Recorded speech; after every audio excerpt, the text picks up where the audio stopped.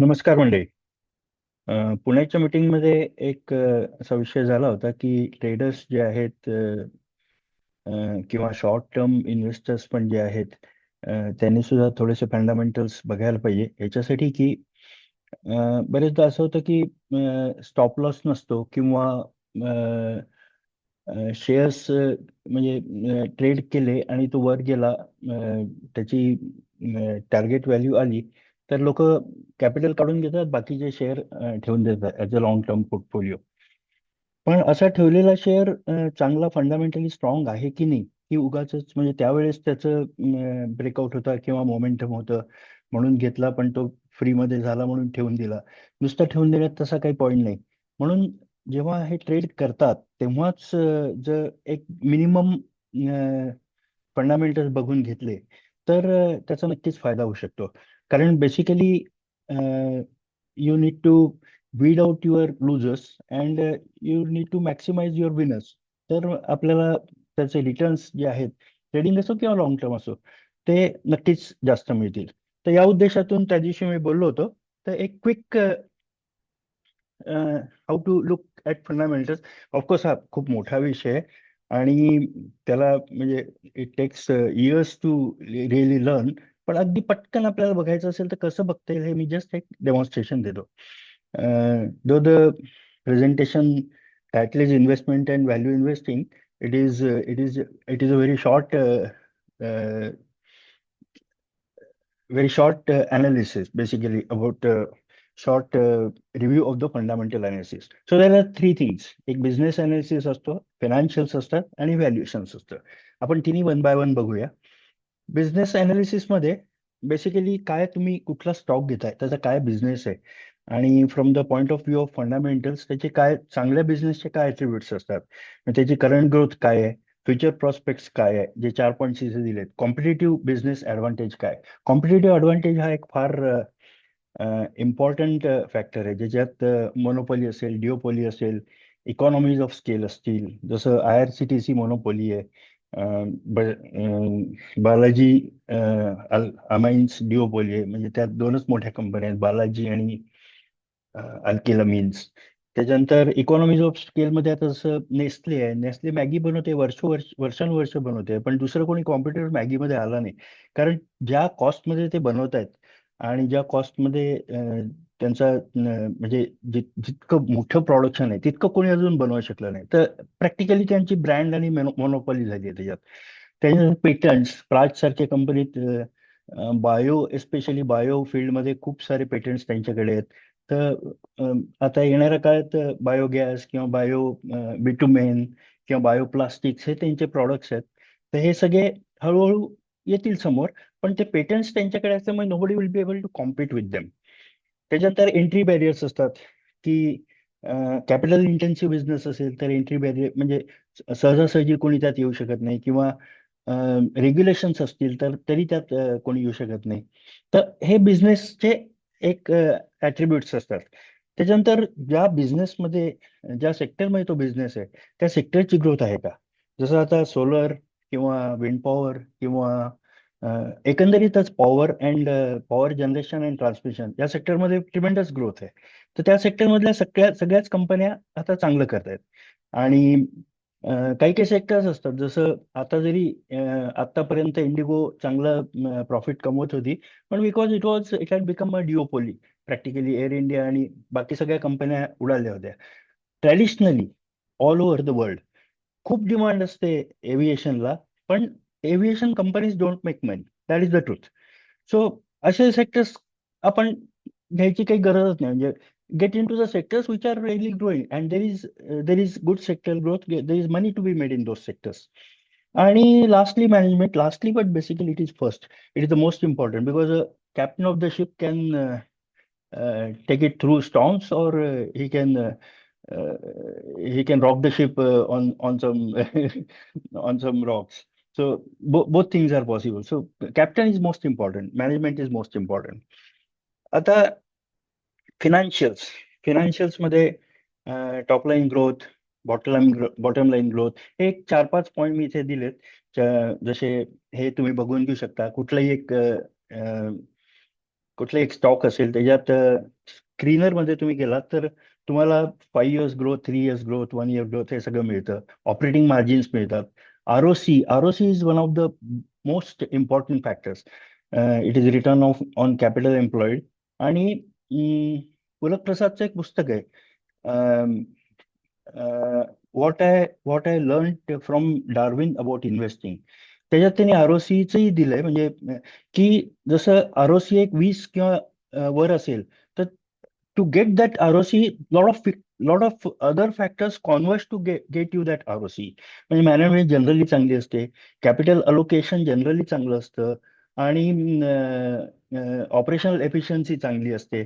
So good ROC ensures that lot of good things are already happening in the company. तर चांगला एक ROC असेल तर that is a good. त्याच्यानंतर debt to equity should not be more than 0.75 or maximum 1. आता ज्या growing कंपन्या असतात त्यांना डेट असतं. अडाणी कंपन्या तुम्ही बघितलं तर खूप डेट असतं. डिबाय is more than 2, more than 1.5.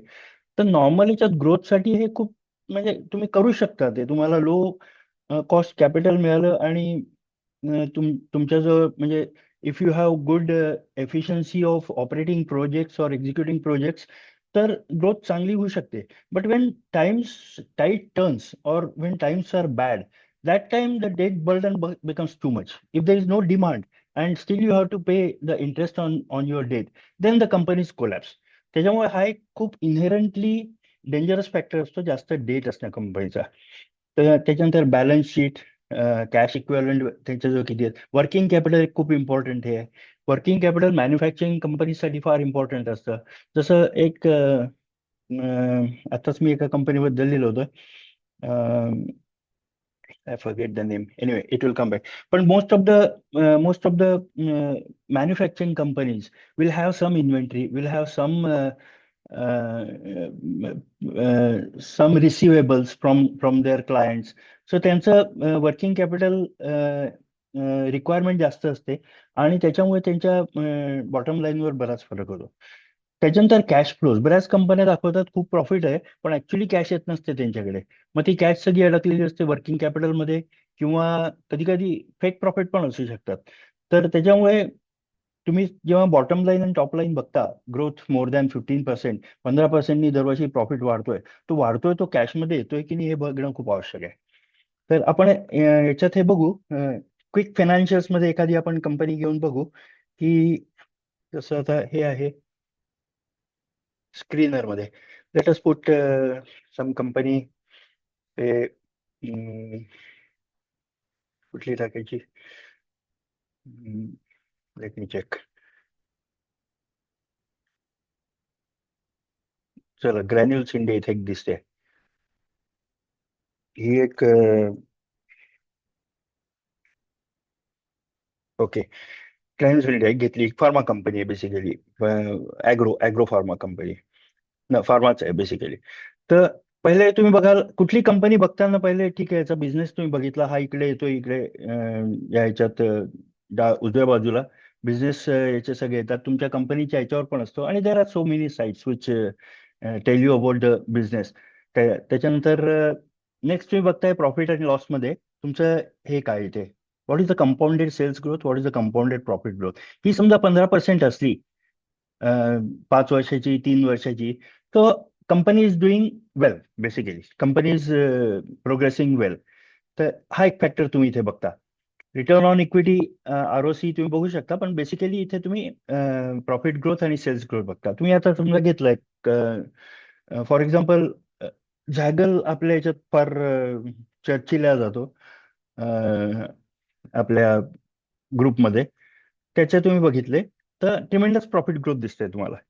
80% इकडे सेल्स ग्रोथ, 52% इकडे, 88%, 20%, 60%, ट्रिमेंडस प्रॉफिट ग्रोथ, सेल्स आणि याची ग्रोथ आहे.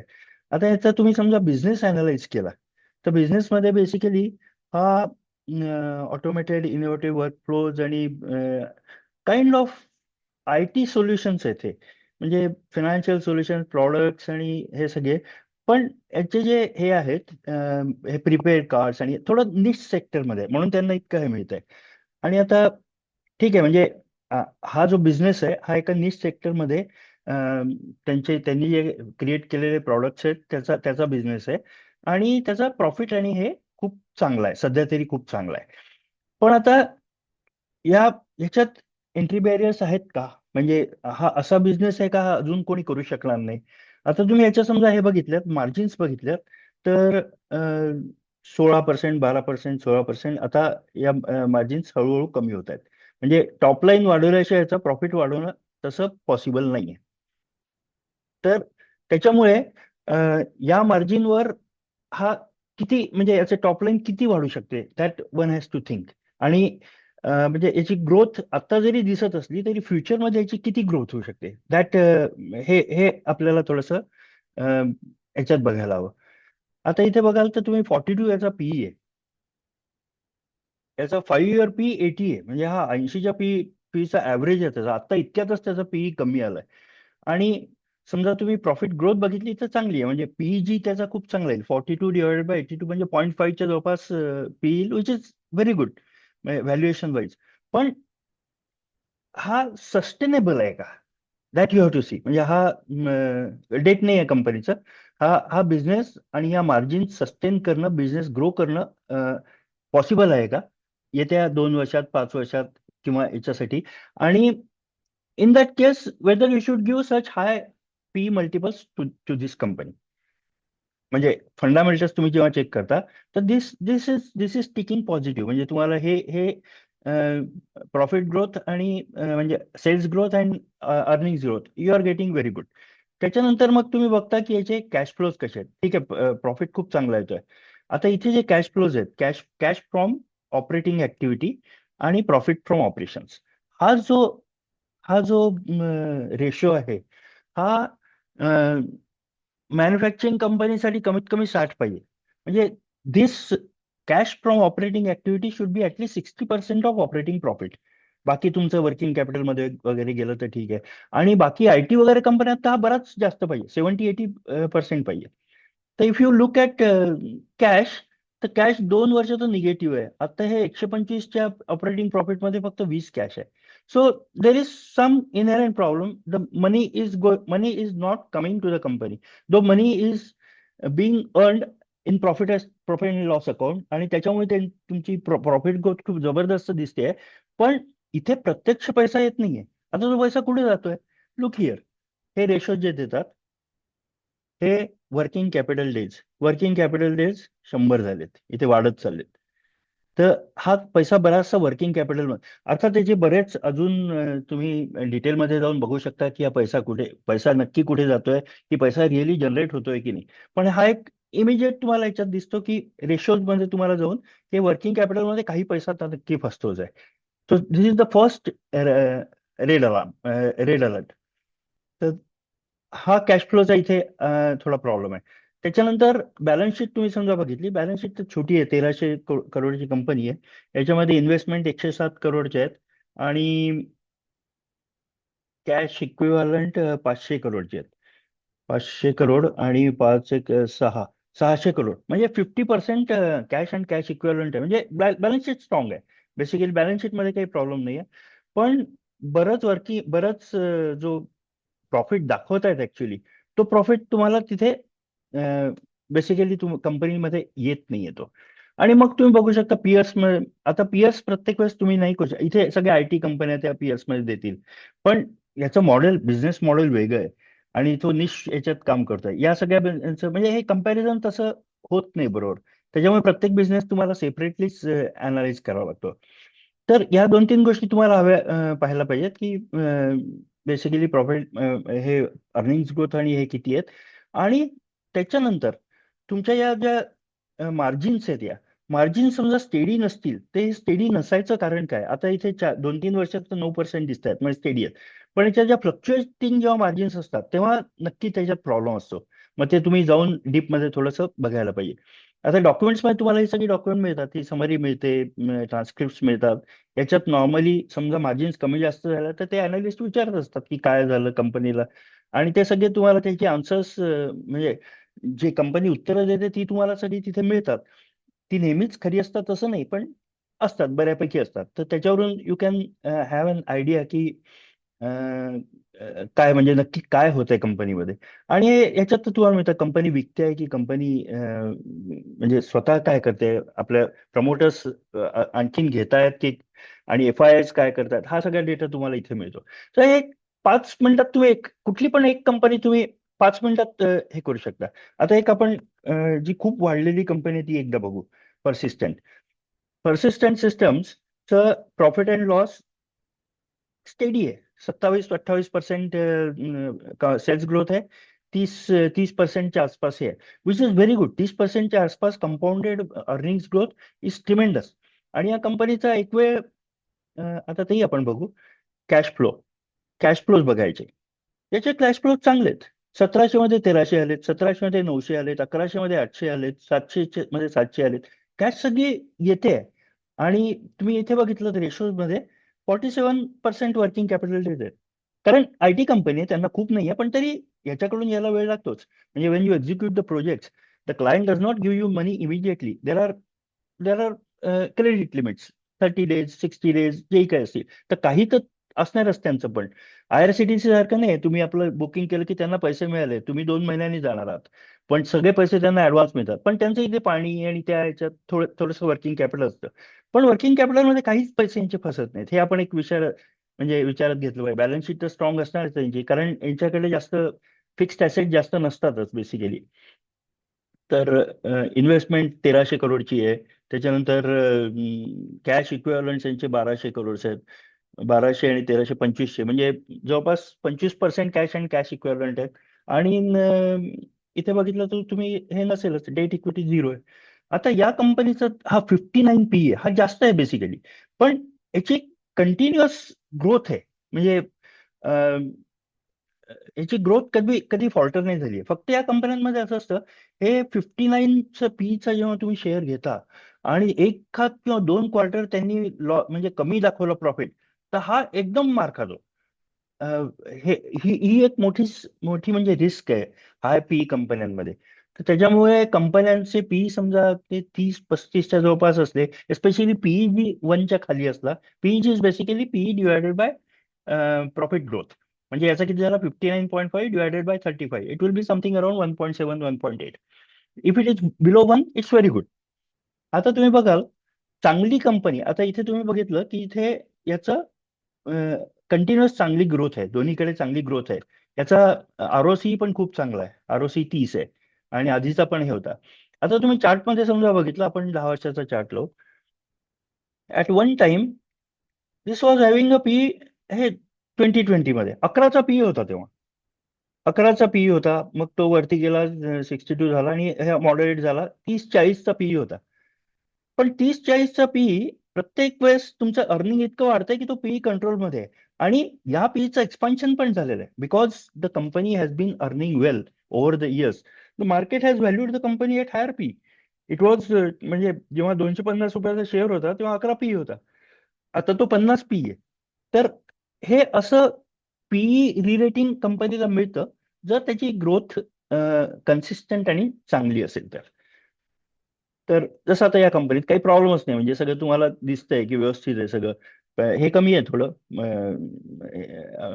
प्रमोटर्स होल्डिंग कमी आहे. पण ठीक आहे, म्हणजे आता पहिल्यापासूनच ते कमी आहे. ते खूप म्हणजे इथपासून तुम्ही पहिल्यापासून म्हणजे इतक्या वर्षांपासून 35 ते 30 झाले, म्हणजे फार काही फरक पडलेला नाहीये त्याच्यात. तर this way basically you can analyse companies quickly. आणि मग तुम्ही अकॉर्डिंगली तुमचा जो समजा 4 ते 5 ट्रेड्स आहेत, आणि त्याच्यात तुम्हाला दिसतं की 2-3 जसं पर्सिस्टंट आहे, पर्सिस्टंट म्हणजे खूप मोठं काही आपत्ती आली, उद्या काही हे चालू झालं तरी खूप तो शेअर खाली नाही जाणार आहे. पण बाकी जर शेअर फंडामेंटली चांगला नसेल तर तो फास्ट खाली जाऊ शकतो. म्हणून म्हणजे मला असं वाटतं की एक ट्रेड करताना सुद्धा फंडामेंटल्स असे क्विकली समजा पाहून घेतलेत, तर it is a good good idea basically. That's it. काही असेल तर आपण नंतर परत बोलूया. ओके. Thank you so much.